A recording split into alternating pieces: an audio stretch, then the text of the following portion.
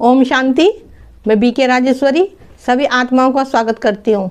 आज मैं आपको वह 2 सोमान बताऊंगी बाबा के, जो आप अंदर से हल्के रहोगे। देखिए, ये 2 सोमान आपको सुबह 21 दिन तक लेने होंगे, फिर आप आगे भी बढ़ा सकते हो। देखिए, हमारा मन भारी कब होता है?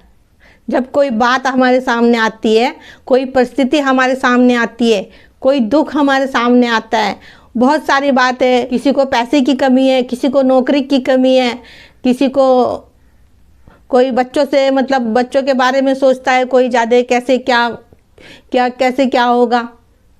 बहुत सारी बातें हैं जो मन के अंदर आती है और मन के अंदर हलचल पैदा करती है कि व्यर्थ सोचने में हमें मजबूर करती है। हालांकि होना वही है जो होगा, जो कल्प पहले हुआ था वही होगा, लेकिन फिर भी ये मन है ना, ये मन बहुत सोचता है, वो भी व्यर्थ का सोचता है और आगे से आगे की सोचता है। देखो, जब आगे से आगे की सोचेंगे और हमें पता नहीं है कि आगे अच्छा होगा या बुरा होगा, लेकिन फिर भी ये मन बहुत सोच रहा है। देखिए, फिर इससे हमारा मन भारी हो जाता है, टूट जाते हैं हम अंदर से और फिर व्यर्थ चलता है अंदर। और देखो, जब तक मन के अंदर व्यर्थ चलेगा, कभी ये मन शांत नहीं होने का। जब मन शांत नहीं होगा तो फिर व्यर्थ चलता ही रहेगा मन के अंदर, क्योंकि बातें आएंगी, परिस्थिति आएंगी, तूफान आएंगे और ये मन और भारी होता रहेगा। इसलिए कहती हूँ, हर एक वीडियो में कहती हूँ कि आत्मा का पाठ पहले पक्का करो, क्योंकि जब तक आत्मा का पाठ पक्का नहीं होगा आप इन सब बातों में उलझे रहोगे।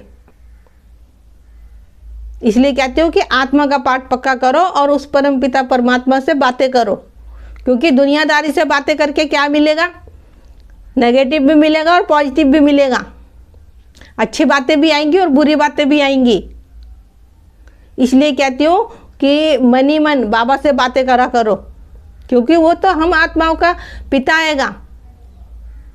वो हमें पतित से पावन बनाने आया हमें। देखिए, पहला सोमान आपको यही लेना है कि मैं शांत स्वरूप आत्मा हूँ। तो देखो, जब आप ये सोमान लोगे तो शांति तो आपके अंदर ऑटोमेटिक भरने लगेगी, क्योंकि वो शांति का सागर परम पिता परमात्मा, हम आत्माओं का पिता, वो सदा हमारे साथ है। भला आप सोच के देखो, जिस आत्मा के साथ वो परमात्मा हो, हम आत्माओं का पिता सदा ही साथ हो, तो उसका मन क्या भारी हो सकता है? मन जब भारी होगा जब बाबा साथ नहीं होगा, ज्ञान हमारी स्मृति में नहीं होगा, मन हमारा जब भारी होता है। इसलिए कहती हूँ कि हर घड़ी बाबा को याद करा करो। भले कर्म करते हो, नौकरी सर्विस पे जाते हो, बाहर निकलते हो, बहुत सारे काम होते हैं, लेकिन काम हम हाथ से करते हैं और याद हमें बाबा को मन और बुद्धि से करना है। जितना आप बाबा को याद रखोगे, आप उतने ही व्यर्थ की बातों से मुक्त होते रहोगे। जब व्यर्थ की बातों से मुक्त हो जाओगे, मन तो एकदम शांत हो जाएगा।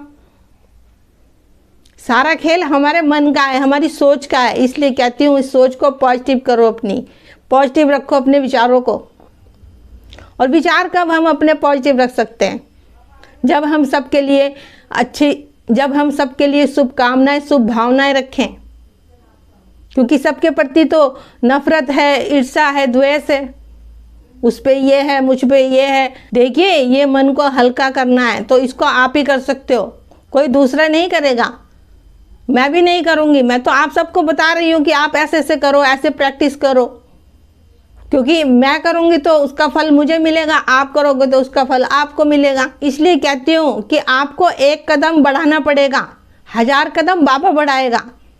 आप एक भी कदम नहीं बढ़ाओगे तो कैसे क्या होगा? दूसरा सोमान आपको ये लेना है कि मैं मास्टर सर्वशक्तिमान हूँ, क्योंकि जब हम रोज रोज ये सोमान लेंगे, मैं मास्टर सर्वशक्तिमान हूँ। देखो, आप लिख भी सकते हो, और अच्छी प्रैक्टिस होगी आपको। आप लिखोगे, आप सोमान लोगे तो आपको और अच्छी प्रैक्टिस होगी। उतनी गहराई से ये शब्द आपके अंतर मन में समाते रहेंगे।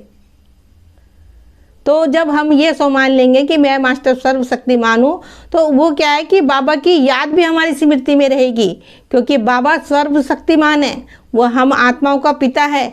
तो एकदम हमें बाबा की याद आएगी, बाबा एकदम हमारी स्मृति में आएगा और ज्ञान भी हमारी स्मृति में आएगा। देखिए, फिर ड्रामा भी हमारी स्मृति में आ जाएगा, मैं आत्मा हूँ ये भी स्मृति में आ जाएगा, क्योंकि फिर आपको ये सोमान रोज लेने होंगे।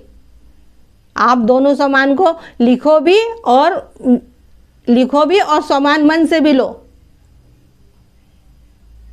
ये फिर आपकी रूटीन में आ जाएगा, आपकी प्रैक्टिस में आ जाएगा। देखिए, नहीं तो ये मन है, मन के अंदर आपको पता है कि सोच तो रुकेगी नहीं, सोच तो जब तक सांसें चलती रहेगी, अच्छी भी आएगी बुरी भी आएगी, लेकिन ये आपको समझना है कि इस मन को हमें कहाँ लगाना है।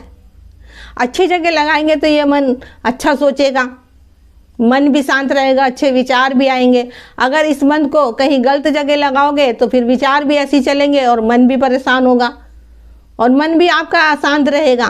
तो क्यों ना इस मन को आप बाबा की तरफ लगाओ, बार बार मुरली सुनो, ज्ञान का मंथन करो, बार बार कुछ क्लासें सुना करो बाबा की और कुछ गीत सुना करो। क्योंकि जब हमारी बुद्धि बाबा की तरफ रहेगी, ज्ञान की तरफ रहेगी, तो देखो व्यर्थ की बातें तो हमारे पास आने की नहीं, व्यर्थ की बातें हमारे मन के अंदर आने की नहीं, क्योंकि हमारे मन के अंदर इतना पॉजिटिव भरा होगा कि वह बातें आएंगी लेकिन वो हमारे मन पे हावी नहीं होगी। तो मेरा आज की वीडियो बनाने का यही उद्देश्य है कि मैं आपको वह 2 सामान बताऊं जो आपके मन को शांत कर सके। तो ठीक है, फिर चलती हूँ, कल फिर मिलूंगी कोई नई वीडियो के साथ। जब तक के लिए ओम